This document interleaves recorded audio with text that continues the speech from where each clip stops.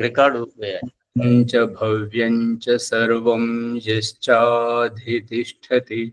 स्वर्यस्य च केवलं तस्मै ज्येष्ठाय ब्रह्मणे नमः। तस्मै ज्येष्ठाय ब्रह्मणे नमः। ओम शांति शांति शांति। ఉపనిషత్ జ్ఞాన గంగా ఈ యొక్క అధ్యాత్మ సత్సంగానికి వచ్చేసినటువంటి వారందరికీ నమస్తే, స్వాగతం, సుస్వాగతం.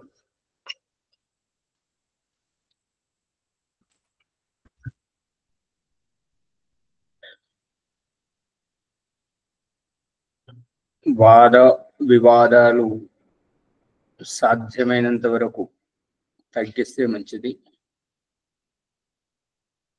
వెంటనే సమాధానం అవసరమైతేనే సమాధానం ఇవ్వాలి, లేదంటే మౌనంగా ఉండడం శ్రేయస్కరం. మనకు అవకాశం వచ్చినప్పుడు మన అభిప్రాయము ఎలా సరైనదో ఎలా సరైనది కాదో దానిని నిరూపించాలి. ఒకరు చెప్తున్నప్పుడు మధ్యలో రావడం అనేటువంటిది సరైనటువంటి వ్యవహారం కాదు. దాంతో వివాదం పెద్దగా అవుతుంటది. మనది సత్యము పక్షమే అయినా దానివల్ల ఎదుటి వారికి అవకాశం ఇచ్చినట్టు అవుతుంటది. కాబట్టి వారి పక్షం నిలబడుతుంటది. వారి తప్పైనా సరే వారిదే సరి అవుతుంటది. అందుకని మన అభిప్రాయాన్ని మనం చెప్పాలి. ఇక మధ్యలో దానికి సందేహం ఉంటే తెలిసిన వారితోటి సందేహ నివృత్తి చేసుకోవాలి. ఈ పాఠంలో అయితే మరి అందరి ముందు పెడితే అది ఏ రకంగా ఎట్లా అనేటువంటిది తెలుసుకుంటే ఇంకా సుముఖంగా ముందుకు పోతాం. ఎంతసేపు ఒకరు చెప్పారు, ఒకరు ఒక పుస్తకంలో రాసింది అనే దాని మీద దృష్టి పెట్టే కంటే యథార్థం ఎలా ఉంటే బాగుంటది. ఇప్పుడు మనం భోజనం చేస్తూ చేస్తూ మధ్యలో లేచిపోయి రావడం ఎలా ఉంటుంది? ఒకసారి కూర్చుండి చేస్తే ఎలా ఉంటుంది? సంధ్య చేస్తూ చేస్తూ మధ్యలో వదిలిపెట్టి వేరే పని చూసుకొని రావడం ఎలా ఉంటుంది? యజ్ఞం చేస్తూ చేస్తూ మధ్యలో వదిలేసి ఇంకో పని చూసుకొని వచ్చి పూర్తి చేయడం, ఇది మనం వ్యావహారికంగా చూడాలి. అర్థం కాకపోతే ఎవరైతే యోగ్యులో అటువంటి దాని మీద సందేహం అడగాలి, చూపించాలి. ఇలా ఇక్కడ రాసింది, నాకు ఇది వ్యవహారంలో నచ్చటం లేదు, మరి ఇది నాకు ఇదే బాగా నచ్చుతుంది, మీరేమో అలా చెప్తున్నారు అని అడగాలి. దీనివల్ల మనము అందరిలో మంచి మన్ననను పొందుతుంటాం. వెంటనే ప్రతివాదం చేసి గొడవకు దారి తీసే విధంగా వ్యవహరిస్తే మాత్రం ఈ వ్యక్తి చాలా కోపిష్టి, ఇతను కొద్దిగా తగ్గించాలి అని చెప్పేసి మనల్ని పక్కన పెడతారు. అటువంటి పరిస్థితి తెచ్చుకోవద్దు. అది నా అభిప్రాయం. అంతవరకే. ఏది ఏమైనా సరే, ఏ విషయంలో అయినా సరే దాని గురించి మీరు ఒంటరిగా ప్రశ్న శంక సమాధానాలు చేసుకోండి, లేదంటే సామూహికంగా. నా దగ్గర అయితే సామూహికంగా చేసుకోవడమే మంచిది. ఎందుకంటే అది ఇంకొకరికి తలెత్తకుండా ఉంటుంటుంది. మరి వేరే వారి పరిస్థితి నేను చెప్పలేను, ఎందుకంటే వారికి అది నచ్చదు. అందరి ముంగట ఒకవేళ మనమేమో సరళమైంది అడిగితేనేమో చూసావా, నేను సమాధానం చేశాను, నేను చాలా గొప్పగా చెప్పాను. తెలియకపోయినట్టయితే వీళ్ళన్నీ తిక్క ప్రశ్నలు అడుగుతారు, ఏంటి అవి అడిగేటివేనా అని చెప్పేసి ఆ రకంగా నొచ్చుకుంటారు. కాబట్టి ఒంటరిగా చేయొచ్చు అనేటువంటిది అభిప్రాయం. చెప్పండి అమ్మగారు, చెప్పండి. అది అంటే పరమేశ్వరుడు మనము మనిషి అయిన వాడు ఏ జీవిని సృష్టించలేము కాబట్టి పరిపూర్ణులం కాలేము అని నా ఉద్దేశం. నా అనుభవపేతంగా చెప్పానే తప్పగానే ఒకళ్ళని ఎంచాలని మాత్రం అయితే కాదు, నేను అనుభవపేతంగానే చెప్పాను ఆచార్య. విడమిర్చి చెప్పాలంటే ఇంకా చెప్పగలను, సమయం ఇక్కడ లేదు కదా, ఉండదు కదా ఆచార్య. మరి దేనికి అది విడమిర్చి చెప్పాలంటేనే అందు గురించి అలా ఒక ఎగ్గాటిగా కాకుండా మరి మనం టైం సరిపోదు కాబట్టి ప్రభాకర్ గారు చెప్పినట్టు కాకుండా చెప్పాను అంతే ఆచార్య. అంతేగాని వివరణ లేక కాదు ఆచార్య. నాకు తెలిసినంత వరకు వివరణ చెప్తాను. ధన్యవాదాలు ఆచార్య.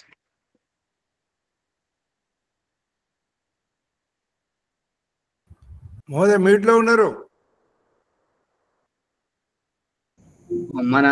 మనం ఎంత చెప్పాము అన్నది ముఖ్యమా, మన అభిప్రాయం ఎదుటి వారికి ఎంతవరకు అర్థమైంది అనేది ముఖ్యమా? దీని మీద దృష్టి పెట్టండి. ఇప్పుడు ఉదాహరణకి ఇవాళ సువర్చలమ్మ గారు చెప్తున్నారు ఏంటంటే ఆత్మ అంటే దేహంలో ఉంటుంది అనేటువంటిది అది ఎంతవరకు బుద్ధి సంగతము ఆలోచించాలి. శరీరం ఉండడం ఏంటి? ఆత్మ కంటే ముందు శరీరంలో ఆత్మ ఉండడం ఏంటి? భగవంతుడు చూపిస్తున్న వ్యావహారికం ఏంటంటే ఆత్మ వచ్చిన తర్వాతనే పట్టుపురుగు తాను ముందు ఉన్న తర్వాతనే తన చుట్టూ గూడు అల్లుకుంటుంది. ఇది భగవంతుడు చూపిస్తున్నటువంటిది. జీవాత్మ శుక్రకణం పురుషుని శరీరం నుండి వచ్చిన తర్వాతనే స్త్రీ గర్భంలో తన కర్మఫలానుసారంగా స్త్రీ దేహమా పురుష దేహమా అనేటువంటిది తర్వాత తయారవుతుంది. ఇది దేవుడు చూపిస్తున్నటువంటిది. అమ్మగారు ఏమంటున్నారు? దేహం ఉంటుంది, అది దేహంలో ఆత్మ ఉంటుంది అని చెప్పడం. మళ్ళీ తర్వాత భాషలో కూడా చాలా వరకు సరైనటువంటి భావజాలం లేదు. మరి దానిని ప్రశ్నించడం లేదు, తెలుసుకోవడం లేదు. అందు గురించి కొంత నిగ్రహంగా చెప్పడం. ఇప్పుడు అమ్మగారు ఎక్కడ ప్రసంగాన్ని వదిలేశారు అంటే దేవుడు ఇలా చెప్పాడు, చెప్పిన తర్వాత ఏంటి? జీవుడు విన్నాడా లేదా? తదనుసారంగా ఆచరించాడా లేదా? మరి దాని పరిణామం ఏంటి? అర్థమవుతుంది అమ్మగారు? అవన్నీ ఎక్కువ చెప్తారు. అవకాశం దొరికింది కదా అని చెప్పడం కాదు. ఎంతవరకు స్పష్టంగా చెప్పాము, ఎంతవరకు అర్థమైంది ఎదుటి వారికి అనేటువంటిది ముఖ్యం. దాని మీద దృష్టి పెట్టాలి. మన అభిప్రాయం ఎదుటి వారికి బోధపడాలి. ఎదుటి వారికి అర్థం కానంత వరకు మనం ఎంత చెప్పినా వ్యర్థమే. ఓం ప్రకాష్ ఏమంటున్నాడు అంటే వెలిగిందా అంటే దీని అభిప్రాయం ఇదా అనేటువంటిది మన బుద్ధి ఒకేసారి చైతన్యవంతం అవడం, వెలగడం. అర్థమైందా, తెలుసుకున్నారా అని అడుగుతున్నది దేని గురించి? ఇదే అభిప్రాయం. మనం చెప్పినటువంటి అభిప్రాయం ఎదుటి వారికి అర్థం కావాలి, అంతవరకే.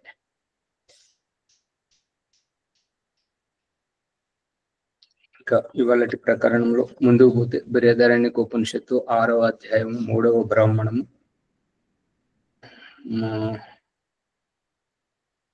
3వ సంపుటంలో ఉన్నాము. 3వ సంపుటంలో ఏమని చెప్తున్నాడంటే అగ్నయే స్వాహ ఇత్యగ్నౌ హుత్వా మంథే సవం అవనయతి సోమాయ స్వాహ ఇత్యగ్నౌ హుత్వా మంతే సవనమనయతి సవం అవనయతి భూహు స్వాహేతి. ఇక్కడికి వెళ్ళి ఇవాళటి ప్రకరణం. భూహు స్వాహ. భూహు అంటే ప్రాణధారణ, జీవం పోయడం. ఇప్పుడు ఇదేంటంటే వాహనములో ఎక్కడం, యాత్రికులం అనిపించుకోవడం. ఒకవేళ మనమే నడిపిస్తే మనం వాహనాన్ని అధిరోహించి దానిలో తాళం పెట్టి దాన్ని ప్రారంభించడం. ఇది ఇటువంటివన్నీ భగవంతుడు చేసే పనులు. భగవంతుడు ఏంటంటే జీవుని కర్మానుసారంగా ప్రకృతి సంయోగపరిస్తే అప్పుడు దేహధారణ జీవుడు చేస్తుంటాడు. అంటే ఆ యొక్క సంయోగపరచడం. భూ అంటే ప్రాణధారణ. ప్రాణులకే ప్రాణధారణ గావించేటువంటి ప్రాణస్వరూపుడు పరమేశ్వరుడు. భూహు స్వాహ. ఓ భగవంతుడా, నేను స్వర్గంను విడిచిపెట్టి వచ్చాను కాబట్టి నేను దేహధారణ చెయ్యాలని అనుకుంటున్నాను కాబట్టి నాకు ప్రాణభిక్ష పెట్టుము అనేటువంటిది అభిప్రాయం. ఇక ఈ ప్రకరణానుసారంగా ఓ భగవంతుడా, మాకు జన్మనిచ్చావు, మేము మా గుణకర్మ స్వభావాల అనుసారంగా ఒకటయ్యాము ఈ వివాహ వ్యవస్థతో. తద్వారా భూహు మా వంశముకు జీవం పోయుము, మా వంశముకు జీవం పోయుము, మా కడుపును పండించుము, మా కడుపున బిడ్డను సంతానాన్ని పుట్టించుము అనేటువంటిది అభిప్రాయం. ఈ అభిప్రాయంతో భూహు స్వాహ ఇది అగ్నౌ హుత్వ, ఈ విధంగా అగ్నిలో ఆహుతిచ్చి మంథే సంసవం అవనయతి. మంథము అంటే ఔషధయుక్తమైనటువంటిది. దాంట్లో సం అవనయతి, ఏదైతే ఆహుతి ఇవ్వడం జరుగుతుందో ఆ ఆహుతి శేషంను గ్రహించడం జరుగుతుంది. తద్వారా వారికి కడుపు పండడం. ఇప్పుడు పుత్రకామిష్టిలో ఏం జరుగుతుంటది? పుత్రకామిష్టిలో ఇదే జరుగుతుంటది. ఎవరు దశరథుడు జయించినటువంటి పుత్రకామిష్టి కావచ్చు, ఇంకా ఎవరు జయించినటువంటి పుత్రకామిష్టి కావచ్చు, దాంట్లో దివ్య పాయసాన్ని తయారు చేయడం జరుగుతుంది. ఆ దివ్య పాయసంలో ఏమేమి వేస్తారు అంటే, దేంట్లోనైతే పుష్టికారకమైనటువంటి బలవర్ధకమైనటువంటి ఈ యొక్క శుక్రకణములను పుట్టించేటువంటి, బ్రహ్మచర్యాన్ని పెంచేటువంటి ఈ యొక్క పోషక తత్వాలు, విటమిన్స్ ఎక్కువగా ఉంటుంటాయో వాటిని సంయుక్తపరచడం. అది ఇప్పుడు ఒకవేళ సానుకూల పరిస్థితులు వస్తే ఇవన్నీ యుద్ధాలలో జరుగుతాయి. సంవత్సరానికి ఒకసారి కానీ 2 సార్లు కానీ ఇక్కడ చేయించడం జరుగుతుంది. ఒకవేళ ఇక్కడ అనుకూలించకపోతే వేరే చోట తప్పనిసరిగా చేయించి చూపించడం, నేర్పించడం అయితే జరుగుతుంది. భువః స్వాహేతి అగ్నౌ హుత్వా మంతే సంసవం అవనయతి. భువః అంటే దుఃఖం దూరం చేసేటువంటి స్వభావం కలవాడు. ఎవరు? పరమేశ్వరుడు. ఆ పరమేశ్వరుని జీవాత్మ వేడుకుంటున్నది ఏంటంటే, నేను స్వర్గ సుఖమును ఏవగించి వచ్చాను కాబట్టి నా అభీష్టము పునర్జన్మతోటి ఇంకొక తల్లిదండ్రులు ఆత్మీయుల సాన్నిధ్యంలో ఉండాలని ఉన్నది కాబట్టి, నేను అసమర్థుడను, నాకు నేనుగా చెయ్యలేకుంటున్నాను కాబట్టి నా ఈ దుఃఖమును, నా ఈ బాధను ఆలకించి నాకు సరైన మార్గం చూపించమని చెప్పేసి భగవంతుని వేడుకోవడం ఈ అభిప్రాయం. ఇక ఈ ప్రకరణంలో పుత్రలేమి, సంతానలేమి అనేటువంటి భావజాలంతో మేము ఎదుటివారి సూటిపోటి మాటలకు సహించుకోలేకుంటున్నాము. ఆ బాధ అది వర్ణనాతీతం కాబట్టి, ఎవరేని తల్లి తన పిల్లలను ఎత్తుకొని అల్లాడేస్తున్నప్పుడు, ప్రేమ ఆప్యాయతలు కురిపిస్తున్నప్పుడు మా ఆ హృదయం కూడా బిలబిలలాడిపోతుంటది. మాకే గనక సంతానం ఉంటే మేము కూడా అలాగే అమ్మ అని పిలిపించుకునే వారిని కదా, నాన్న అని పిలిపించుకునే వారిని కదా, భగవంతుడా మా ఈ దుఃఖాన్ని దూరం చేయు అనేటువంటి అభిప్రాయంతోటి ఇది అగ్నౌ హుత్వా, అగ్నిలో ఆహుతిచ్చి ఆ ఆహుతి శేషమైనటువంటి మంథం ఏదైతే తయారు చేయడం జరిగిందో, ఈ మంథం 2 రకాలుగా ఉంటుంటది. అటు పురుషునిలో శుక్రకణాలను పుట్టించేది, ఇటు స్త్రీలో గర్భదోషాలను దూరం చేసి గర్భము పండించేటువంటిది. అందు గురించి ఈ మంత్రం చాలా విశేషమైనటువంటిది.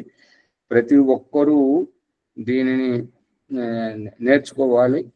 మన పిల్లలకు వారికి ఇవన్నీ ప్రయోగించి వారి జీవితమును కూడా మంచి సస్యశ్యామలం ఆనందయుక్తంగా చేయాలి.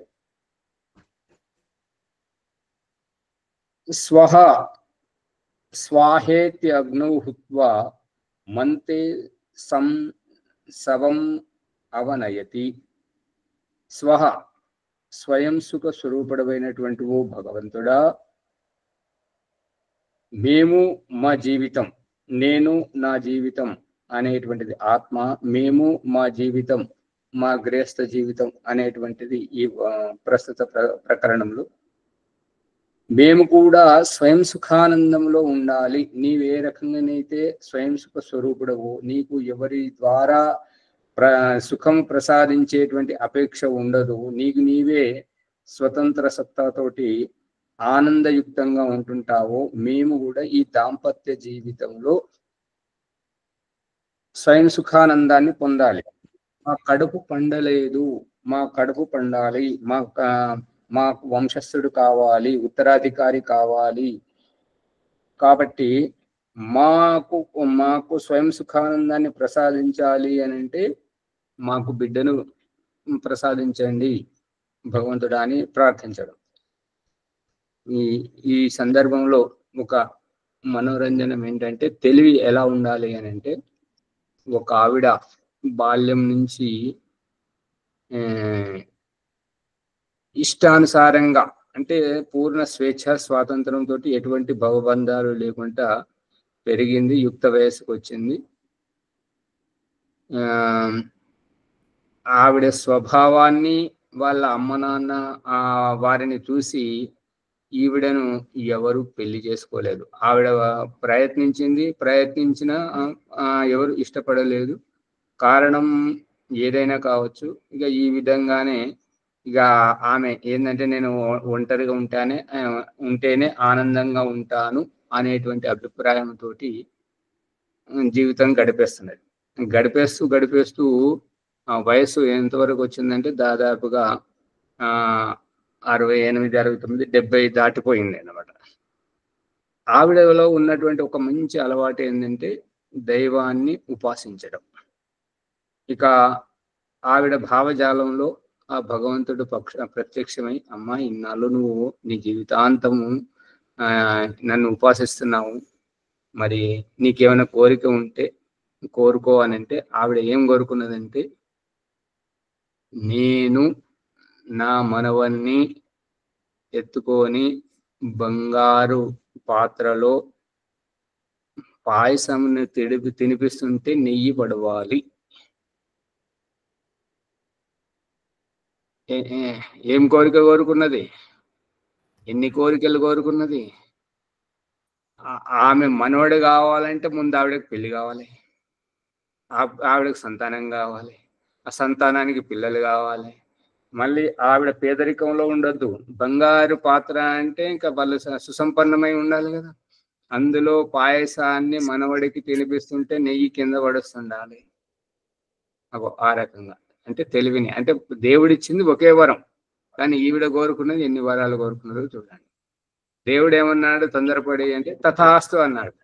అప్పుడు ఈవిడ నిలదీసి అడుగుతుందన్నమాట, దేవుడా నాకు పెళ్ళే కాలేదు, నేను ముసలిదాన్ని అయిపోయినా, నువ్వు తథాస్తు అని అంటే నువ్వు అబద్ధం ఆడుతున్నావా లేదంటే నా ఉపాసన అబద్ధమా అంటే, నీ ఉపాసన అబద్ధం కాదండి. మరి మీరు అబద్ధమా అంటే, నేను కూడా అబద్ధం కాదండి. మరి నాకు పెళ్ళే కాలేదు, పిల్లలే లేరు, మనోళ్ళు ఎక్కడికి వెళ్ళి వస్తుంటారు, నేను పేదరికంలో ఉన్నాను, మళ్ళీ నాకు ఈ బంగారు పాత్ర ఎక్కడిది, ఇదంతా ఎక్కడిది అంటే, ఓహో అప్పుడు దేవుడు ఆలోచించి మళ్ళీ ఆవిడ కోరుకున్న కోరికలన్నీ నెరవేర్చినట్ట అట్లా.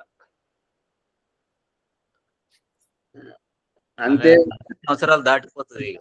ఆచారి పెళ్లి చేపించిండా లేదా? మరి దేవుడు అబద్ధమవుతాడు కదా.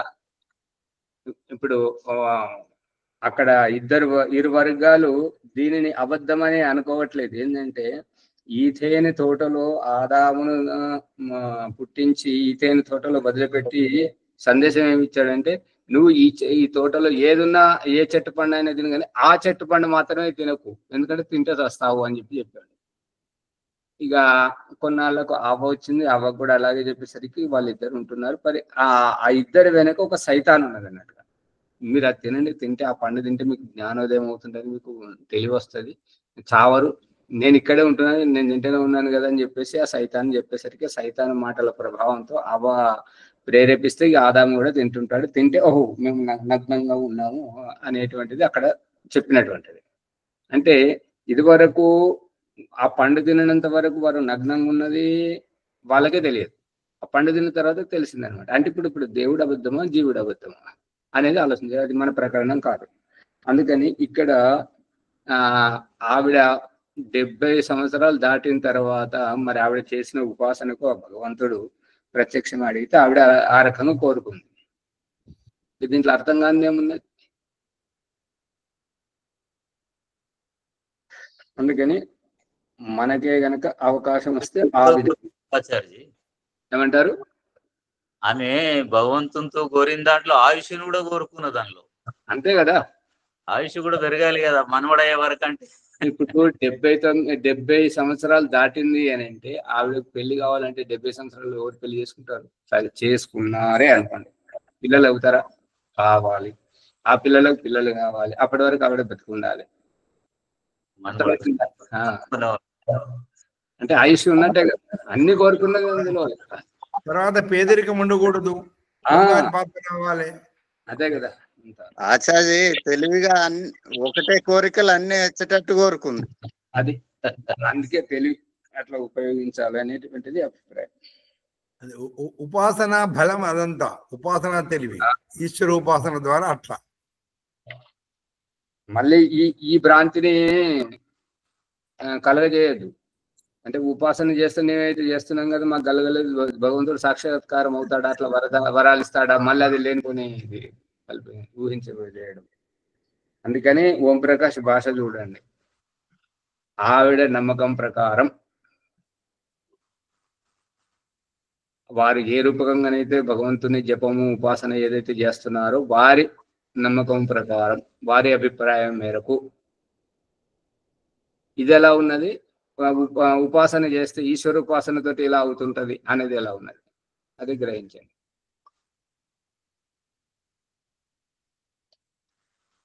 ఓ ఆచారి, ఆమె ఉపాసన లోపల బలం లేకపోతే సాక్షాత్కారం కాదు కదా. మళ్ళీ అది భాషను ప్రోత్సహిస్తున్నాడు. అంటే ఇప్పుడు ఋషిమునులు ఎంతో మంది ఉపాసన చేస్తున్నారు, ఆర్య సమాజంలో ఎంతో మంది సంధ్యోపాసన చేస్తున్నారు, ఎవరికి తోచిన వారు ధ్యానం చేస్తూ ఉన్నారు. మరి వాళ్ళందరికీ మీరు సాక్షాత్కారం చేయాలి. ఆవిడకి ఎట్లయితే ఎదురుపడి అమ్మా నువ్వు ఇంత జీవితాంతం నన్ను ఉపాసన చేశావు, నీ కోరిక ఏమనంటే కోరుకో, నేను వరం ఇస్తానని అన్నాడు. ఆ రకంగా అనేటట్టు రప్పిస్తారా దేవుణ్ణి?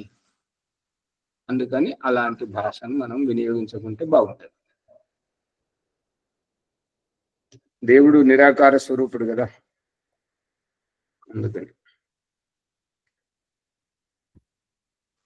మంతే ఏ రకంగానైతే నీవు స్వయం సుఖ స్వరూపుడువో ఓ పరమాత్మ, అటువంటి నీ అగ్ని తేజస్వరూపం, ఈ అగ్ని అందు నేను ఈ యొక్క మంత్రంతో ఆహుతిస్తున్నాను. ఈ మంత్రమును ఆహుతిగా స్వీకరించిన నీవు ఏ రకంగానైతే నీ స్వయం సుఖానందాన్ని అనుభవిస్తూ ఉంటుంటావో, మా ఈ ప్రార్థనకు ప్రతిఫలముగా మాకు కూడా అటువంటి ఆనందాన్ని కలిగింపజేయు, మాకు సంతానాన్ని పుట్టేటట్టుగా మమ్ములను అనుగ్రహించు, మా కడుపు పండించు అనేటువంటిది ప్రార్థన. భూర్భువస్వః ఇతి అగ్నౌ హుత్వా మంతే సంసవం అవనయతి. భూ ప్రాణధారణ, ప్రాణం పోసేటువంటి, భువ దుఃఖము దూరం చేసేటువంటి, సంతానలేమి అనేటువంటి దుఃఖం దూరం చేసేటువంటి స్వయం సుఖ స్వరూపుడు అయినటువంటి ఓ పరమాత్మ, ప్రాణం పోసి దుఃఖం దూరం చేసి స్వయం సుఖానందాన్ని ప్రసాదించేటువంటి ఓ భగవంతుడా, మాకు కూడా మా జీవితాలలో మా వంశాన్ని పండించు, మా వంశము మాతోటి నిర్వంశము కానివ్వకు, మాకు సంతానాన్ని ప్రసాదించి మా వంశాన్ని ముందుకు నడిపించు. జీవం పోయి, ఈ జీవం పోయడం ద్వారా మేము అయోగ్యులము, సంతానం కనలేనటువంటి అసమర్థులము అనేటువంటి సామాజిక నింద మోయలేకుండా ఉన్నాము. కాబట్టి ఆ దుఃఖమును దూరము కావింపుము. ఏ రకంగానైతే సంతానవతులైనటువంటి పుత్రవతి అయినటువంటి స్త్రీ మరియు పున్నామ నరకం నుంచి తరించిపోయేటువంటి తండ్రి వాళ్ళు ఏ రకంగా తన బిడ్డలను చూసుకొని ఎంతైతే స్వయం సుఖానందాన్ని పొందుతున్నారో, మా జీవితంలో కూడా అటువంటి స్వయం సుఖానందాన్ని ప్రసాదించము అని భగవంతుని ప్రార్థించి ఈ వ్యాకృతులతోటి ఆహుతి ఇవ్వడం తద్వారా ఆ మంత్రం శేషం ఆహుతి శేషమైనటువంటి మంత్రాన్ని శ్రద్ధా భక్తిపూర్వకంగా సేవించడం. బ్రహ్మణే స్వాహ. ఈ పురుషుని జీవితాన్ని ఇచ్చింది నీవే, ఈ స్త్రీ జీవితాన్ని ఇచ్చింది నీవే. మమ్మల్ని ఒక దగ్గరగా కలిసి జీవించడానికి కర్మఫలాన్ని ముడిపెట్టింది నీవే. ఈ యొక్క సంతాన లేమితోటి ఈ బాధను అనుభవింపజేస్తున్నది నీవే. మరియు ఈ దుఃఖం నుంచి గట్టెక్కిచ్చేది నీవే. అందుకే ఓ బ్రహ్మ, ఓ భగవంతుడా, బ్రహ్మణే స్వాహ, ఓ జ్ఞాన స్వరూపమైనటువంటి పరమేశ్వర, నీకు ఈ ఆహుతి. ఇది అగ్నహుత్వ, ఈ విధంగా అగ్నిలో ఆహుతించి ఆహుతి శేషమైనటువంటి మంతే అంటే సప్తమ విభక్తి ఏకవచనం, ఆ మంత్రం ఏదైతే ఔషధం తయారు చేయడం అవుతుందో దాంట్లోంచి కొంత భాగాన్ని ఆహుతిచ్చి ఆహుతి శేషమైనటువంటి దానిని శ్రద్ధాభక్తి పూర్వకంగా సేవించడం. ఈ బ్రహ్మణే అన్న దగ్గర జ్ఞాన స్వరూపం ఒకటి, బ్రహ్మతత్వం బ్రాహ్మణతత్వం ఒకటి, ఇంకా రెండవది క్షత్రాయ స్వాహ, క్షత్రియం పౌరుషం, ఒకరి బాధ్యతను చేపట్టడం, ఒకరికి ఆత్మరక్షణ గావింపజేయడం. ఈ విధంగా ఇత్యగ్నహుత్వా మంతే సవనయతి. భూతాయ స్వాహ, ప్రాణుల గురించి,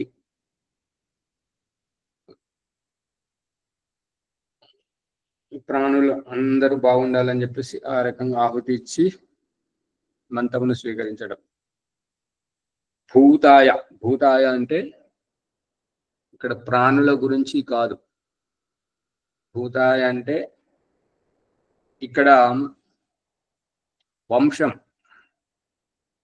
ఏ వంశము అంటే ఏ వంశంలోనైతే మేము పుట్టి ఉన్నామో ఆ వంశము మరియు భవిష్యతే అంటే రాబోయే తరం. ఏ వంశం అయితే నిలబడ్డదో, ఏ వంశంలోనైతే మమ్మల్ని పుట్టించావో, మరియు ఈ వంశం యొక్క భవిష్యత్ అంటే రాబోయే తరాలు, ఇవన్నీ గర్వించే విధంగా అటువంటి ఉత్తమ గుణకర్మ స్వభావములు కలిగినటువంటి సంతానాన్ని మాకు ప్రసాదించుము అని భగవంతుని వేడుకోవడం జరుగుతుంది. విశ్వాయ స్వాహ, విశ్వం కోసం, ఇది మా సంతానం. ఇప్పుడు ఒకరు ఏమంటున్నారంటే, పెళ్లికి పిలిచిన వారిని, చావుకు పిలిచిన వారిని, పంచాయతీకి పిలిచిన వారిని, గౌశాలకు పిలిచిన వారిని, గురుకులానికి ఆశ్రమానికి పిలిచిన వారిని, మీరు ఎప్పుడు పిలిస్తే అప్పుడు మేము రావాలా? మాకు వస్తుంటే మరి దారి ఖర్చులు ఎవరిస్తారు, మా బండికి పెట్రోల్ డబ్బులు ఎవరిస్తారు అనేటువంటి అడిగే రకం కాదు. అలా ఉండకూడదు. మా సంతానం ఎలా ఉండాలంటే విశ్వాయ, పర ఉపకారం. ఏ రకంగానైతే ఓ భగవంతుడా నీవు మా కోసం ఇదంతా ఏర్పాటు చేస్తున్నావో, నీ ద్రవ్యాన్నంతా మాకు జీవులకందరికి యథాయోగ్యంగా పంచుతున్నావో, ఆ విధంగా మా గృహస్థ జీవితంలో పుట్టేటువంటి సంతానం కూడా విశ్వాయ, ప్రపంచం కోసం ఉండాలి కానీ తన వ్యక్తిగత స్వార్థం గురించి ఉండకూడదు అనేటువంటిది విశ్వాయ, విశ్వం గురించి. అగ్నోహుత్వ మంతే సవం అవనయతి. సర్వాయ స్వాహ, సర్వాయ అన్ని పరిస్థితుల్లో నెగ్గుకు రావాలి మా బిడ్డ. కేవలం తన వరకే చూసుకోకూడదు. తలుపులేసుకొని తన గురించే ఆత్మహత్య చేసుకోకూడదు. నలుగురిని మెప్పించాలి, నలుగురిని నవ్వించాలి, నలుగురు గర్వించేలాగా, నలుగురికి ఆదర్శంగా ఉండేటువంటి విధంగా మా సంతానాన్ని పుట్టించు భగవంతుడా అని ప్రార్థింపజేయడం. ప్రజాపతయే స్వాహ. ప్రజాపతి అంటే మేము ఏ రకంగానైతే మా వంశం గురించి ప్రయత్నిస్తున్నామో మా బిడ్డ కూడా ప్రజాపతి అని అంటే నీవు ఏ రకంగానైతే మా జీవాత్మల జన్మలనందరినీ యథాయోగ్యంగా పాలనతో చూసుకుంటూ ఉన్నావో, మాకు పుట్టేటువంటి బిడ్డను మేము ఏ రకంగా చూసుకోగలుగుతుంటామో మా బిడ్డకు పుట్టేటువంటి వారి జీవితంలో వారు కూడా అందరి కోసం ఉండాలి, ఒక శాసకుడై ఉండాలి, ఒక రాజుగా ఉండాలి, ఒక అధ్యక్షుడిగా ఉండాలి, ఒక నాయకుడిగా ఉండాలి. ప్రజాపతయే స్వాహ ఇది ఉక్త్వా మంతే సవం అవనయతి. ఈ విధంగా ఒక మనోరంజనం ఏంటంటే హిందీలో, మరి తెలుగులో అనువాదం ఉందండి. శ్రవణాయతి అని 4 సార్లు వచ్చింది. దాని అర్థం ఏంటిది? ప్రతి దానికి వస్తుంది, ప్రతి ఆహుతికి వస్తుంది. అవును, అదే స్రవం కాదు, సవం అవనయతి, అవనయతి అనేటువంటిది వస్తుంది. ఇక్కడ మనోరంజనం ఏంటంటే, ఒక ఆవిడ వచ్చి గురువు గారిని ప్రార్థిస్తుంది. గురువు గారు నేను ఒంటరి మహిళను, పిల్లల జీవితాన్ని తీసుకొని నెగ్గుకు రావాల్సి వస్తున్నది. నువ్వు ఒంటరి మహిళను అంటున్నావు, మరి పిల్లలను సాదుకుంటూ రావాల్సి వస్తున్నది అంటున్నావు. ఒంటరి దానికి నీకు పిల్లలు ఎట్లా అయ్యారు అంటే, మా ఆయన మొన్న చనిపోయాడు, మరి పిల్లలు ఆడపిల్ల పెళ్లికి వచ్చింది అని అంటే ఆయన ఏమన్నాడంటే, ఎటువంటి పెళ్లి చేసుకున్నామో ఆయనకు బుద్ధి లేదు, జ్ఞానం లేదు, ఇంకో कुछ भी समझ नहीं आता उनको, विवाह करने के योग्य बेटी के सामने रख करके उनको मरने की पड़ी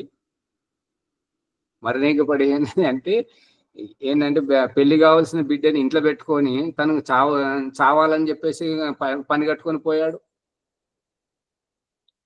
ఏమి అర్థం కావట్లేదు, ఎట్లా కూర్చున్నది ఏంటి? రాజమణమ్మ గారు అట్లా కూర్చుంటే ఏమన్నట్టు అంటే, పెళ్లి కావాల్సిన బిడ్డని ఇంట్లో పెట్టుకొని నాకు చావాలని పని కట్టుకొని పోయాడు. ఇప్పుడు ఆ చావు ముఖ్యమా, పెళ్లికి వచ్చిన బిడ్డకి పెళ్లి చేయడం ముఖ్యమా? అతనికే తెలియదు అతనికే తెలియదు కదా, ఎవరికైనా తెలియదుగా మరణం వచ్చే వరకు. అందుకే దీనికి ఓం ప్రకాష్ ఏమంటున్నాడంటే మనోరంజనం. దీంట్లో ఇంకొక సామెత ఏమొస్తుంది అంటే, అది పెళ్ళి వచ్చినా అది ఏమంటే చావు వచ్చినా అదే వస్తుంటది కదా, పెళ్ళి వచ్చినా కళ్యాణం వచ్చినా ఆగదు అని, ఆ కళ్యాణం వచ్చినా తక్కువ వచ్చినా ఆగదు అనేటువంటిది సామెత. అట్లా అది రెండు కూడా ఎవరు ఆపుకోలేరు కదా. అదే అంతే, మరణం వచ్చినా ఆగదు అని అర్థం. ఇప్పుడు వీళ్ళు వ్యాపారస్తులు ఏమంటారంటే, చావు ఎప్పుడు వస్తాడో గ్రాహకుడు ఎప్పుడు వస్తాడో చెప్పొస్తారా వాళ్ళు. చావు చెప్పిరాదు, గ్రాహకుడు కూడా కొనుక్కోవడానికి చెప్పిరాడు, ఎప్పుడైనా రావచ్చు అనేటువంటిది అభిప్రాయం.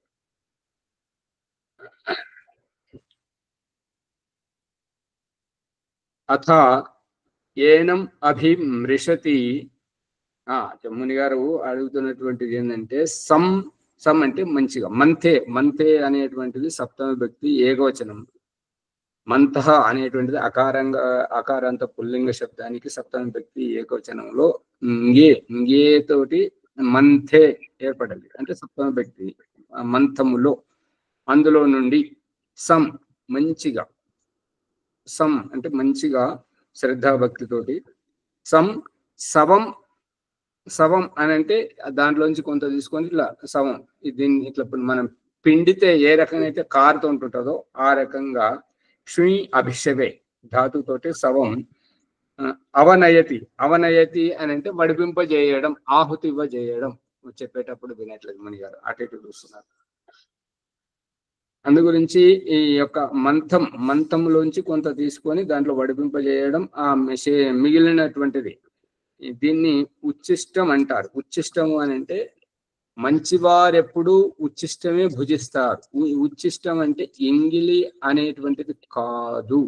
ఈ వివాహంలో ఇక్కడ జరుగుతున్నటువంటి భ్రాంతి ఏంటంటే మొట్టమొదట వివాహం అయిన తర్వాత అబ్బాయికి భోజనం పెట్టించి ఆయన తినగా కొంచెము ఎంగిలి మెతుకులు దాంట్లో మిగిలింపజేసి అమ్మాయికి దాంట్లో పట్టిస్తారు. ఇది చాలా దోషం. దీనికి దయానంద సరస్వతి పూర్తిగా విరుద్ధంగా చెప్పాడు అనమాట. ఎందుకు అంటే భక్ష అభక్షం ఒక్కొక్కరి శరీర రోగాలు ఇంకొకరికి వ్యాపింపజేస్తుంటాయి కాబట్టి ఆ రకంగా కాదు. దయానంద సరస్వతి సంస్కార విధిలో రాసింది, ఉత్తర విధిలో ఏం రాసిందంటే ముందు అతను వండిన దాంట్లోంచి కొంత తనకు అవసరం ఉన్నంత తీసుకోగానే భగవాన్ దేంట్లోనైతే వంట పాత్రలు వండుతుంటారో దాంట్లోంచి కొంత తీసుకున్న తర్వాత మిగిలినటువంటిది అమ్మాయికి అనేటువంటిది అభిప్రాయం. ఇప్పుడు లోకంలో ఉన్నది ఏంటంటే ఆయన తినగా మిగిలినటువంటి ఒక ముద్ద మిగిలించాలి, మిగిలించకపోతే ఏం స్వార్థపడు, నీకు ఇంత కూడా తెలియదు, పెళ్లి చేసుకున్నావు ఈ మాత్రం తెలియదు అని ఏదేదో అంటుంటారు. ఇప్పుడు ఒక సామెత ఇదివరకు చెప్పుకున్నాం, దాని అర్థం చెప్పుకోలేదు అన్నమాట. ఇదే సందర్భంలో ఏంటంటే పండుగ రోజు కూడా పాత మడుగేనా, మడుగు మడుగు అంటే వస్త్రం. నిన్న ఫేస్బుక్ లో వచ్చింది పాత మడుగు అంటే మడుగు అన్నదాన్ని ఇక వికృతంగా చేసి ఎక్కడికో తీసుకెళ్లారు. ఆ చరిత్రహీన అర్థం వచ్చేటట్టుగా సామెతను పెట్టారు. అందుకని ఇది మూలంలో పట్టుకుంటేనే మనకు జ్ఞానం పెరుగుతుంటది. మూలాన్ని విడిచిపెడితే అజ్ఞానమే అజ్ఞానం. వెలుగుతుందా, ఊరికే కూర్చుంటున్నారా, ఇది చెప్పారు. అర్థమవుతుందా శశి? చూసినమాచార్య మీరు పెట్టింది ఆచార్య ఇంత లోపల ఉన్న రహస్యం ఇంకా అర్థం కాలేదు దీంట్లో. మరి గురువు దగ్గర కూర్చోవడమే దాని గురించి. గురువుతో నేర్చుకునేది, గురుముఖంగా నేర్చుకునేది అది. పుస్తకాలు రాసిన నల్లని గీతలు ఎవరైనా చదువుతారు. కానీ గురువు ఏంటంటే ఆచార్యుడు ఏంటంటే అనుభవపేతంగా తెలియజేస్తుంటాడు. కాబట్టి అందుకే ఎదురెదుగా గురుముఖంగా నేర్చుకోవడానికి ప్రాముఖ్యత. ఈ ఉపనయనము వేదారంభం యొక్క ఉద్దేశమే అది. మూటం అని కూడా అంటారు ఆచార్య, అది కట్టుకునేదాన్ని. ఇంకా రహస్యం ఏంటంటే అన్ని విషయాలు నోటితో చెప్పబడవు, కొన్ని వ్యావహారికంగా చూడాలి అనేటువంటి సందేశమే ఈ సంతానంగా తల్లిదండ్రుల కడుపున పుట్టించడం, గురువు దగ్గరికి పంపింపజేయడం. దీని సందేశం కొన్ని కళ్ళతో చూడాలి, కొన్ని చెబితే వినాలి, కొన్ని చదువుకోవాలి. ఏం బాలరాజు గారు నిద్ర వస్తుంది? కట్టుకునేదాన్ని మడుగు అని అంటారు కదా ఆచార్య. మడుగు మడుగు అంటే వస్త్రం అంట. నేను అది చదివే వరకు నాకు తెలియదు. మూటం అని కూడా అంటారు కదా, అది కరెక్టేనా? ఏంటి మూటము అని అంటారు. మూటం అంటే నాకు తెలియదు. మరి మూట అంటే దాన్ని మలిసి ఒక దగ్గర ముడి వేసేదాన్ని మూట అంటారు. మూట వేరు, మడుగు వేరు. మడుగు అంటే నాకు ఇంతవరకు ఏం తెలుసు, పూజలు చేసేటప్పుడు కానీ అలాంటి మడి వేరు, మూటం కట్టుకోవడం అని అంటారు. మడి వేరు, మడుగు వేరు. ఇది వరకు నాకు మడుగు అంటే ఏం తెలుసు అంటే చేపలు పట్టుకోవడానికి ఆ నీళ్లను కట్టి ఆ చల్లేసి దాంట్లో చేపలు పడుతున్నారు కదా, దాన్నే మడుగు అని అంతవరకు తెలుసు. కానీ వస్త్రం కూడా ఇక్కడ వస్త్రం మూటం అని అంటారు. వస్త్రం పూజా సమయంలో తెలియదు. ఇది కొత్త భాష అంటారు. మూటం అంటారు. ముంగట చింగులను ఎత్తి ఇట్లా కట్టడాన్ని మడిగట్టుకోవడం, దాన్ని అంటారు. మడి అన్నది తెలుసు కానీ మళ్ళీ మీరు ముడి అనేది మూట ఏమంటారు, ముడి అంటున్నారా ఏమంటారు? మూటము అని అంటారు. అది తెలియదు. సరే, శిలక వస్త్రం ఉంటది ఆచార్య. అవునవును.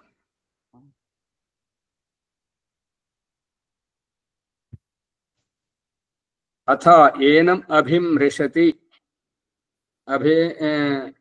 ఇది అందరినీ పిలవడం దేనికి అంటే ఏదైనా పెళ్లికి పిలవడం కానీ, చావుకు పిలవడం కానీ, ఇంకేదైనా నామకరణ సంస్కారాలకు పిలవడం కానీ, గోశాలకు, ఆశ్రమాలకు, గురుకులానికి పిలవడం దేనికి అంటే ఈ మనిషి వ్యక్తిగతం కాదు, సార్వజనికుడు. ఇవాళ వీరి జీవితంలో జరుగుతుంది, రేపు ఇంకొకరి జీవితంలో జరుగుతుంది. ఇవాళ వీరి చేతుల మీదుగా గోశాల ప్రారంభించబడుతుంది, ఔషధాలయం చికిత్సాలయం ప్రారంభించబడుతుంది, ఆశ్రమం ప్రారంభించబడుతుంది. రేపు మీ చేతుల మీద కూడా రావచ్చు పరిస్థితులు. మనం అన్ని సవరించాలి, మన వంతుకు అయినంత తోడ్పడాలి. అంతవరకే పిలవడం. పెళ్లికి పిలిచేది దేనికి అంటే పిలిచి భోజనం పెట్టడానికి కాదు. మీ జీవితం ఎలా గడుస్తుందో అది మీకు తెలుసు. ఇంకో వివాహం అంటే కలిసి జీవించడం అంటే దాంట్లో ఈ రకంగా ప్రతిజ్ఞలు ఉంటాయి. వీరి వివాహ వ్యవస్థను చూసి మీ జీవితాన్ని సవరించుకోండి అనే అభిప్రాయం. ఇక ఇల్లు విడిచిపెట్టి వస్తున్నారు, పని కట్టుకొని వస్తున్నారు, మళ్ళీ ఇంటికి పోయి వంట చేసుకొని తినాలంటే ఇబ్బంది అవుతుంటది. కాబట్టి ఇక్కడ భోజనం వ్యవస్థ. అంతేగాని ఇక్కడికి వచ్చి కేవలం తినడానికి వస్తుంటారు. వంటలు బాగున్నాయి, పప్పు ఇంత ఉప్పు ఎక్కువైంది, ఈ వంటలోకి సరిగా రాదు, కారం ఎక్కువైంది, మాడబెట్టాడు, ఇవి చెప్తుంటారు. పిలిచింది దేనికి, చేస్తున్నది దేనికి. ఇదంతా వికృతం అనమాట. మాజాజీ భోజన సమయం ఎప్పుడో గప్పుడే వస్తారు. అదే ఆకంత లేసేటప్పుడు భోజనానికి వస్తుంటారు అన్నట్టు. ఇంకా ఆశ్రమాలకు, గురుకులానికి, గోశాల వంటి వాటికి పిలిచేది ఏంటంటే మనలాంటి ఉత్తములకు అవకాశం వస్తుంది.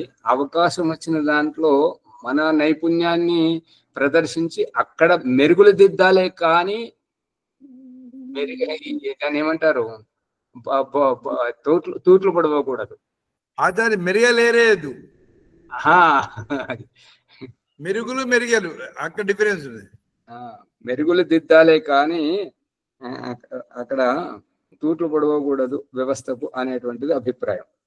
ఎందుకంటే అవకాశం భగవంతుడు ఎంతో మంది ఉన్నా మనల్ని ఏరి కోరి మన దగ్గరికి సమాచారం మనల్ని పిలిపించాడు.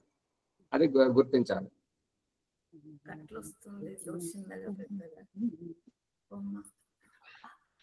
బ్రహ్మదశి, జ్వలదశి, పూర్ణమసి. ఇక ఏమని చెప్తున్నానంటే అథ ఏనం అభిమృషతి.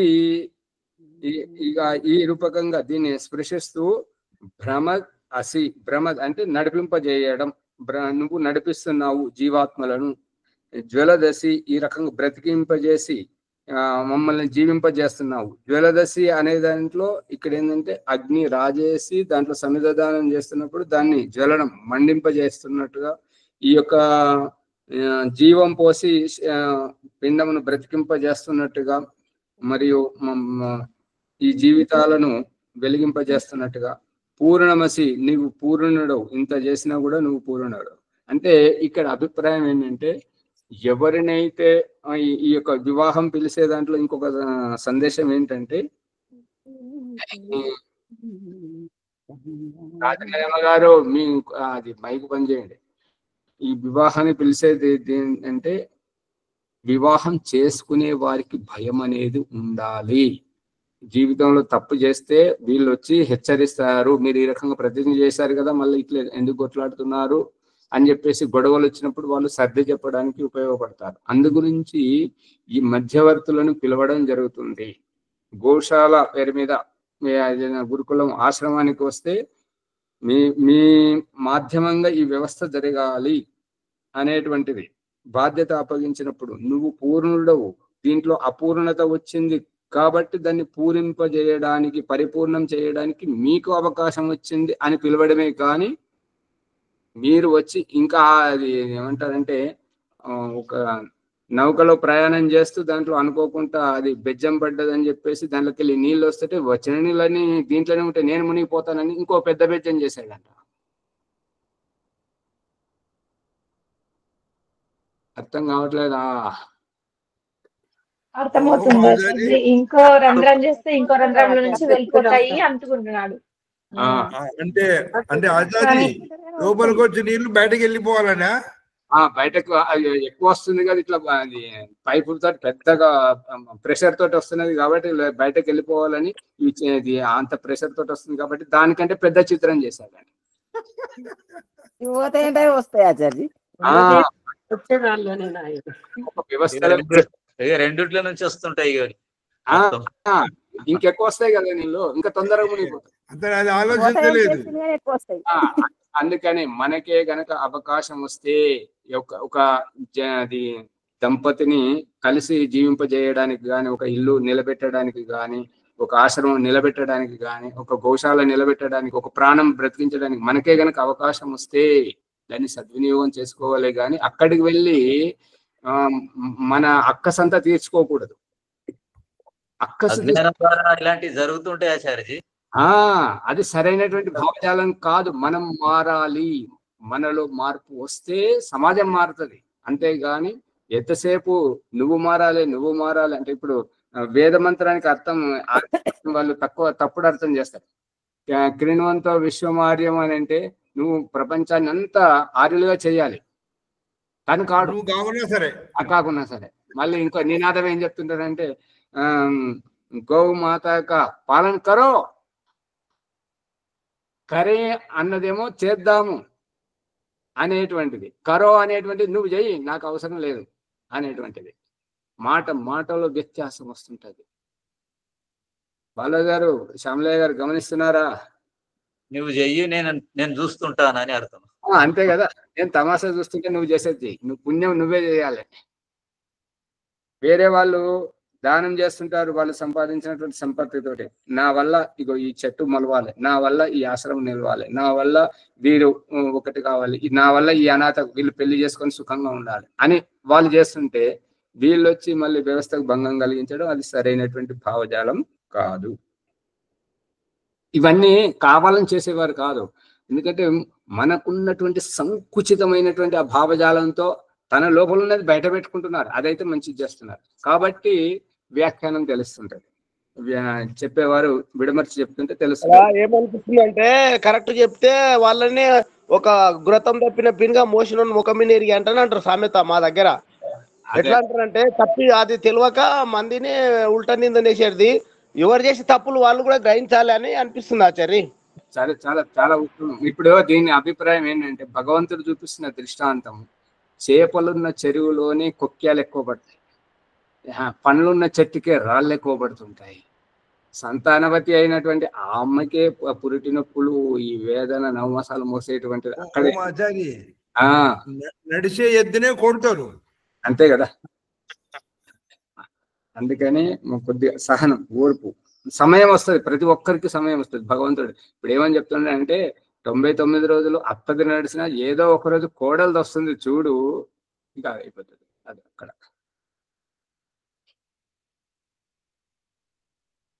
అందుకని పూర్ణమసి, నువ్వు పూర్ణంగా ఉండాలి, నీ వెకిలితనాన్ని బయట పెట్టుకోకూడదు అనేటువంటిది సందేశం. ప్రస్తబ్ధం అస్తే ప్రస్తబ్ధం అస్య ఏక సమభవసి హింకృతమసి.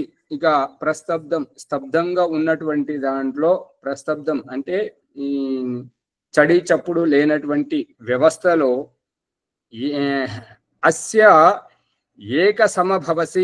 ఏక సమభవసి అని అంటే నువ్వు ఒక వేగు చుక్కలాగా ముందుకొచ్చి ఏదైనా కార్యాన్ని ప్రారంభిస్తున్నావు అని అంటే తారాజువా నువ్వే గొప్ప అక్కడ కనబడుతుంటాయి. ఈ మహారాణా ప్రతాప్ కానీ, దయానంద సరస్వతి కానీ, పృథ్వీరాజ్ చౌహాన్ కానీ, ఝాన్సీకి రాణి కానీ, రుద్రమాదేవి కానీ, వీళ్ళంతా ఎవరైతే క్రాంతికారులు. ఇప్పుడు ఇంతమంది మన భారతదేశం స్వతంత్రం వచ్చిన తర్వాత ఎంతమంది ముఖ్యమంత్రి ప్రధానమంత్రులు అయ్యారు. ఇక ప్రధానమంత్రులు రాష్ట్రపతులు అయ్యారు. కానీ ఈసారి నరేంద్ర మోదీ గారు వచ్చి చెరగని చరిత్రను సృష్టించిపోతున్నారు ఆదర్శం అట్లా. అవునా?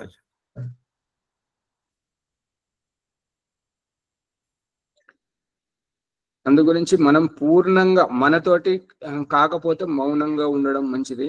అయితే ఇంకా దాన్ని వ్యవస్థను ముందుకు తీసుకుపోయేటట్టుగానే మాట్లాడాలి. అందుకనే పూర్ణమసి, నువ్వు పూర్ణుడవు, నీ వల్ల అవుతుంది కాబట్టి నీకు ఈ జన్మని ఇవ్వడం జరిగింది, నీకు ఈ అవకాశం ఇవ్వడం జరిగింది. ప్రస్తబ్ధం అస్య ఏక సమభవసి హింకృతమసి. నీవు హింకృతం అంటే వాళ్ళు ఒక్కొక్కసారి వాళ్ళు గర్జించారనుకోండి, ఎదుటి వారిలో వణుకు పుట్టుకొస్తుంటది. ఆ రకంగా హింకృతం, నీ పనితనంతో ఆ రకంగా నిన్ను నిరూపించుకోవాలి. మన పిల్లలకు, మన బంధువులకు, మనతోటి ఉన్నటువంటి వాళ్ళకు మనం అదే రకంగా ఆదర్శంగా ఉండాలి. కానీ మన వ్యక్తిగతంతో కన్మరుగయ్యేటట్టుగా ఉండకూడదు మన వ్యక్తిగతమైనటువంటి స్వార్థం సరైనటువంటిది కాదు. హింక్రియమాణం అసి ఉద్గీతం అసి ఉద్గీయమానమసి. హింక్రియం అని అంటే గర్జించేటువంటి తత్వం. హింక్రియమానమసి, ఓ పరమాత్మ, నీవు ఈ యొక్క ఉద్గీతం అనేటువంటి ఓంకారం ద్వారా ఉపాసించబడేటువంటి వాడవు. ఈ యొక్క ఉద్గీత క్రియ ద్వారా ఉద్గీతం అసి, నువ్వు ఉద్గీతమువు.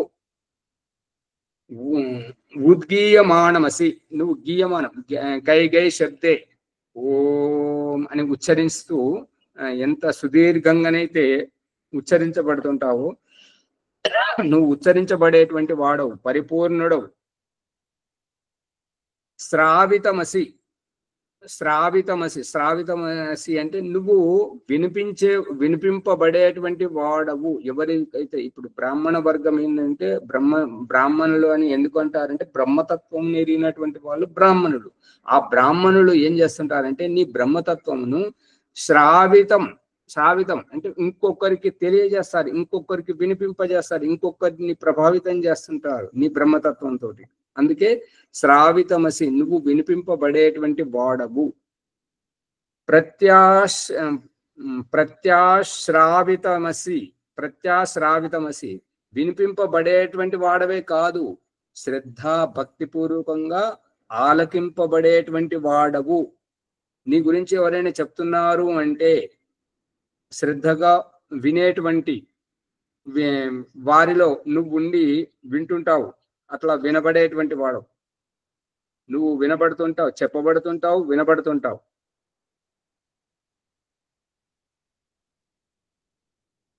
అస్య ఆర్ద్రే సందీప్తమసి. ఆర్ద్రే అంటే ఏ ప్రభావంతో అయితే మనం ఉంటుంటామో ఆ ప్రభావంతో సందీప్తమసి అంటే నిన్ను నీవు పుంజుకుంటుంటావు. ఉదాహరణకు మనం ఈ ప్రకరణం కంటే ముందు గాయత్రి మంత్రం గురించి చెప్పుకున్నాం. ఆ గాయత్రి మంత్రంలో ఈ రకంగా అర్థ విచార పూర్వకంగా ప్రతి శబ్దానికి అర్థం తెలుసుకొని తదనుసారంగా మనం నడుచుకోవడం ద్వారా ఏమవుతుంటది అంటే మనం కూడా నడుచుకుంటున్నాము అంటే భగవంతుడు మనలో పుంజుకుంటున్నాడు అంటే భక్తిపూర్వకంగా మనం మానవీయ జీవితం నుంచి దైవీయ జీవితం వైపుకు మనల్ని నడిపించడానికి ఆ శ్రద్ధగా భగవంతుడు మనలో సక్రియమయ్యాడు అనేటువంటిది అభిప్రాయం. అంతేగాని జయములాగా అంత అయిపోయినాక తీరిగా నన్ను ఎవరు అడుగుతారు, నేను ఎప్పుడు పోయినా కూర్చుంటా వింటాను. మళ్ళీ ఒక పద్యం కూడా ఆచార్జీ, తప్పులెన్ను వారు తండోపదండంబులు ఊర్వి జనులకెల్లా నుండు తప్పులెన్ను వారు తమ తప్పులు ఎరుగరు విశ్వదాభిరామ వినురవేమా నడువేమా. జయమ్మ గారికి అవకాశం ఇస్తే ఏం పడుతుందంటే బండిరా అంటది. ఒక్కసారి వచ్చి ఆ బండిని నడిపించేది సారథ్యం వహించదు, సంధ్యోపాసన చేయించారు, ఏం చేయించరు, ఎదుకు వచ్చి పాడుతుంటారు. బండిని నడిపించాలి కదా అమ్మగారు. మరి అందుకని సందీప్తమసి, నువ్వు ఈ రకంగా మాలో పుంజుకొని మమ్ముల్ని ముందుకు నడిపించేటువంటి వాడవు. విభూరసి, సమయమేమో పరిగెడుతుంది. విభూరసి, నువ్వు సర్వవ్యాపకుడవు. ప్రభూరసి, నువ్వు అందరి స్వామివి. అన్నమసి, అందరి ద్వారా. అన్నము అంటే తినేటువంటిది అన్నము కాదు, ఎన్నుకునేటువంటిది. నాకు ఇది కావాలి, నాకు ఇది మంచిది, నాకు ఇది ఇష్టము అనే ఆ విధంగా ఎన్నుకునేటువంటిది అన్నం. జ్యోతిరసి, ప్రకాశితమయ్యేటువంటిది, ఆరోగ్యాన్ని దేదీప్యమానం చేసేటువంటిది. నిధనమసి, ఇంకా అన్నం మీద ఆశ్రయించి ఉన్నటువంటి వారు అన్నమే సర్వం అనుకునేటువంటి వారికి నిధనం అంటే చావాలి. అందుకని అన్నం నుంచి చావనీయకుండా చేసేటువంటి ప్రయోగమే ఈ యొక్క యోగ సాధన. సంవర్గో అసీతి, ఈ రకంగా వర్గీకరణగా దైవీయ వర్గంను కాపాడడం. దైవీయ వర్గమే, దైవ గుణాలు ఉన్నటువంటి వారే దైవంను ఉపాసిస్తుంటారు, వారే రక్షించబడుతుంటారు. అటువంటి వారు ఆ రక్షించబడినటువంటి వారే అగ్నిహోత్రం చేస్తున్నటువంటి వారు ఈ అగ్నిహోత్రంతో ఈ సంతానం ప్రాప్తింపజేయడానికి ఈ ప్రకరణం కొనసాగుతుంది. ఓం నమస్తే.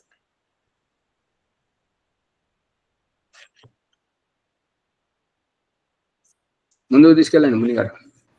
ఓం ఓం. ధన్యవాదములు ఆచార్య ఓం ప్రకాష్ గారికి. జ్ఞానగంగా ఆధ్యాత్మిక సత్సంగం లోపల 6వ అభ్యాసంలో మనము విశేషంగా 3వ సంపుటం లోపల 4వది అయిపోయింది ఇవాళ. 4వ కూడా అయిపోయిందా పుస్తకం? మంత్ర రహస్యం లోపల దాని గురించి లోతైనటువంటి అర్థాన్ని తెలియజేస్తున్నారు. గాయత్రి మంత్రం చెప్పుకున్నట్టుగా భూర్భువస్వహ రహస్యాన్ని కూడా తెలియజేశారు. ఆ రహస్యంను ఏదైతే లోతుగా అర్థం చేసుకుని వాళ్ళు ఉపాసన చేస్తారో వారు ఈశ్వరుడు అనుగ్రహం పొందుతారని, అది యథార్థం తెలుసుకున్న వారికి మాత్రమే ఆ సత్యం బోధపడుతుందని తెలియజేశారు. వారికి ధన్యవాదములు. తర్వాత ఈరోజు వైదిక సంధ్యోపాసన ప్రణవముని ఒక్కొక్క భాగానే అప్పచెప్పారు. దాని ప్రకారంగా నేను సంధ్యోపాసన చేస్తాను. ఒకసారి ఎపిసోడ్ గురించి ఒకసారి చెప్పండి. చెప్తా. అది ఈ ఎపిసోడ్ ను లైక్ చేయండి, షేర్ చేయండి, సబ్స్క్రైబ్ చేయండి, పక్కన ఉన్న గంట సింబల్ గట్టిగా నొక్కండి. 1-2 సార్లు ప్రత్యేకంగా వినాలని ప్రార్థన. అయితే వైదిక సంధ్యోపాసన ప్రణవముని. ఓం అమృతోపస్తరణమసి స్వాహా. ఓం అమృత అపిదానమసి స్వాహా. ఓం సత్యం యచః శ్రీర్మయి శ్రీః శ్రేతాము స్వాహా. ఆత్మన మంత్రాః. ఓం శన్నో దేవీరవిష్టయా आपो भवन्तु पीतये शय्योरभिसेवन्तु नः. अंगस्पर्श मंत्राः. ओम वाक् वाक्, ओम प्राणः प्राणः, ओम चक्षुश्चक्षुः, ओम श्रोत्रं श्रोत्रम्, ओम नाभिः, ओम हृदयम्, ओम कण्ठः, ओम शिरः, ओम बाहुभ्यां यशोबलम्, ओम करतल करपृष्ठे. अथ మార్జన మంత్రాః. ఈ ప్రకరణం అర్థసహితంగా పిలుస్తున్నాను. ఓం భూపునాతు శిరసి. జీవాత్మ ప్రార్థన. ఓ ప్రాణదాత పరమాత్మ, ఈశ్వర వాచ, నీవు నీ పునర్జన్మ ప్రారంధ కర్మలను పునీతము పవిత్రం చేసుకో. ఓం భువః పునాతు నేత్రయోః. జీవాత్మ ప్రార్థన. ఓ దుఃఖ వినాశక పరమాత్మ సందేశం, నీ దృష్టి దృష్ట అదృష్ట ఈ ప్రకృతి రూపాలను నీ కుశాగ్ర బుద్ధితో ఆలోచించి మంచి చెడులను మూల్యాంకనం చేసుకొని సుఖ దుఃఖాలకు మూల కారణం అంటే తెలుసుకో. సాక్షిభూతంగా జీవించు. ఓం స్వహ పునాతు కంఠే. జీవాత్మ, ఓ స్వయం సుఖ స్వరూప పరమాత్మ సందేశం, కంఠంలోని ఈ గుంత స్థానంలో జరిగేటువంటి ఆవాగమనాలపైన ప్రత్యేకమైన దృష్టి పెట్టి ఆకలి దప్పికలను జయించు మరియు నియంత్రించి ఆధ్యాత్మ విద్యను తెలుసుకో. అందుకే కంఠగోపేక్ష పిపాస నివృత్తి యోగ దర్శనం మనకు బోధిస్తుంది. స్వయం సుఖానందమే జీవన్ముక్తి మోక్షావస్థకు సోపానం తెలుసుకో. ఓం మహాపునాతు హృదయే. జీవాత్మ, ఓ మహిమాన్విత మాయాస్వరూప పరమాత్మ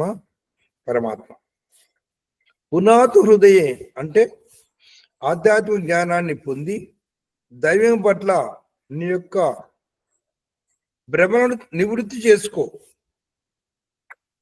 తర్వాత ధ్యానము, ఉపాసన క్రియల ద్వారా పురుషార్థంతో ఈశ్వరానుభూతిని పొంది కనబడే ప్రకృతి వెనుక ఉన్న కనబడని నిరాకార తత్వాన్ని అనుభవపేతంగా తెలుసుకో. ఓం జన పునాతు నాభ్యాం. జీవాత్మ, ఓ జగన్నాయక, ఈ జన్మ జరా మరణ అంతరార్థం ఏమిటి స్వామి? పరమాత్మ సందేశం. పునాతు నాభ్యాం అంటే నాభి చక్రములో సంయమనము ధ్యానము చేయడం ద్వారా జన్మ జన్మల అంతరార్థం బోధపడుతుంది. అందుకే నాభి చక్రే కాయవూహ జ్ఞానం యోగ దర్శనం.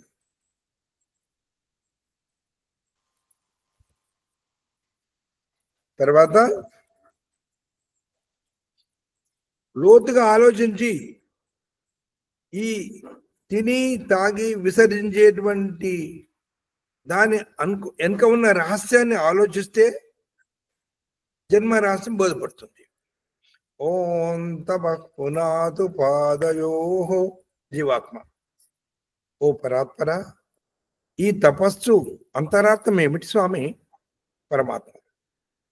పరమాత్మ సందేశం. ఓ జీవాత్మ, ఈ జన్మ జరా మరణ దుఃఖ స్థితి నుంచి నిన్ను నీవు ఉద్ధరించుకో. అంటే నిమ్నమైన నీచాది నీచమైన స్థితి నుండి పైకి ఎదిగి ఊర్ధ్వ స్థితికి ఊర్ధ్వ రేస్థితులు కావాలని తెలుసుకో.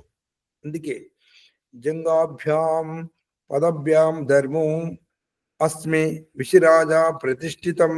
యజుర్వేదము 20 అధ్యాయము 9వ మంత్రం. 2 పాదములలో తుంటి ఎముకల మధ్యలో నేను అనే జీవాత్మను నివాసంగా ఉన్నాడు గ్రహించుకో. ఓం సత్యం పునాతు పునఃశిరసి. జీవాత్మ, ఓ అవినాశి పరమాత్మ. పరమాత్మ సందేశం. పునాతు పునఃశిరసి అంటే, ఓ జీవాత్మ, పవిత్ర భావనతో మళ్ళీ మళ్ళీ శిరస్సునందు ధ్యానించి అనుభూతి చేసుకో. ఉపాసన ద్వారా అని తెలుసుకోవడం. సత్యం సత్యం సత్యం. ఇది 40 అధ్యాయంలోని చివరి మంత్రము.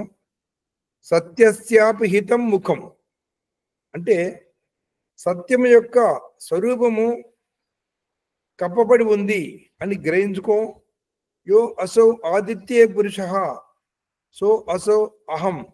యజుర్వేదము 40 అధ్యాయంలో 17వ మంత్రము. ఓ పరమాత్మ, తెల్లగా కనిపిస్తున్న ప్రకాశ స్వరూపము పురుషుడును నేనే అని తెలుసుకో. పురీషం వసాన సుకృతస్య లోకే తత్ర గచ్చ ఎత్ర సర్వేషా ఎత్ర పూర్వే పరేత. యజుర్వేదము 13:31. ఓ జీవాత్మ, నీవు ఇక్కడ ఉండవలసిన వాడవు కావు. ఇక్కడికైతే నీ పూర్వజులు ఇక్కడ నుండి తరించి వెళ్ళిపోయారు. ఆ పుణ్యలోకాలకు వెళ్ళు స్వామి. ఓ జ్ఞానస్వరూప ప్రకాశస్వరూప పరమాత్మ, ప్రకాశం కనిపిస్తుంది కానీ నీవు కనిపించలేదు స్వామి. ఎక్కడున్నావు పరమాత్మ? సూర్యుని ప్రకాశింప చేస్తున్నది, ప్రకాశిస్తున్నది ఆ ప్రకాశమును నేనే. నా శక్యతే వర్ణయుతం గిరా తదా స్వయం అంతఃకరణేన గృహ్యతే అని తెలుసుకో. ఓం ఖం బ్రహ్మ. జీవాత్మ, ఓ సర్వవ్యాపక జగన్నాయక పరమాత్మ. పరమాత్మ వాచ పునాతు సర్వత్ర అంటే ఈ సంకుచిత శారీరక పింజర బంధం నుంచి అధిగమించి ఆకాశం వలె అంతటా వ్యాపించి ఉన్న ఆ నిరాకార తత్వ పరమాత్మని అనుభవపేతము తెలుసుకో. అష్టచక్ర నవద్వార పూర్వయోధ్య తస్యాం హిరణ్మయ కోశే స్వర్గో జ్యోతిషావృత. అథర్వేదం అంటే ఈ 8 చక్రాలు 9 రంధ్రాలుతో ఇంద్రియాల అయోధ్యాపురము, అందులో స్వర్గమనే స్వర్ణమయ ఆవాసము జ్యోతితో ఆవరించి ఉందని అనుభవపేతముగా తెలుసుకో. ఈ విధంగా మనము ఈ మార్జన మంత్రాలు అంతరార్థాన్ని తెలుసుకున్నాము. అనంతరము ప్రాణాయామ మంత్రాః. ఓం భూః, ఓం భువః, ఓం స్వహః, ఓం మహః, ఓం జనః, ఓం తపః, ఓం సత్యం. అత అగమర్చన మంత్రాః. ఓం రితం చ సత్యం చ వీదా తపసోऽధ్యజాయత తతో రాత్రి అజాయత తతః సముద్రో అర్ణవః. ఓం సముద్రాదర్ణవాదది సంవత్సరో అజాయత అహోరాత్రాన్ విదదాదిశ్యస్య మియతో వసే. ఓం సూర్యాచంద్రమసౌదాతా యథా పూర్వమకల్పయత్ దివంజా పృథ్వీంచాంతరిక్షమతో స్వహా. ఓం శన్నో దేవీరవిష్టయా ఆపో భవంతు పీతయే సంయోరవిస్రవంతు నః. అత మనసా పరిక్రమణ మంత్రాః. ఓం ప్రాచీదిగగ్నిరధిపతిరసితో రక్షితాదిత్య ఇషవః. ఏభ్యో నమోధిపతిభ్యో నమో రక్షితృభ్యో నమైషిభ్యో నమేభ్యోస్తు. యోస్మాన్ ద్వేష్టి యం వయం దిష్మస్తం మోజం వేదత్మః. దక్షిణాదికేంద్రోధిపతి శిరశిరాజీ రక్షితా పితరేశవః. ఏభ్యో నమోధిపతిభ్యో నమో రక్షితృభ్యో నమైషిభ్యో నమేభ్యోస్తు. యోస్మాన్ ద్వేష్టి యం వయం దిష్మస్తం మోజం వేదత్మః. ప్రదీజీ దిగ్వర్ణోధిపతి ప్రదాకో రక్షితాన్నమిషవః. ఏభ్యో నమోధిపతిభ్యో నమో రక్షితృభ్యో నమైషిభ్యో నమేభ్యోస్తు. యోస్మాన్ ద్వేష్టి యం వయం దిష్మస్తం మోజం వేదత్మః. ఉదీజే దిక్ సోమాధిపతి స్వజో రక్షితాశనిరిషవః. ఏభ్యో నమోధిపతిభ్యో నమో రక్షితృభ్యో నమైషిభ్యో నమేభ్యోస్తు. యోస్మాన్ ద్వేష్టి యం వయం దిష్మస్తం మోజం వేదత్మః. ధ్రువాదికి విష్ణోరధిపతి కల్మాచగ్రీవో రక్షితా వీరుదేశవః.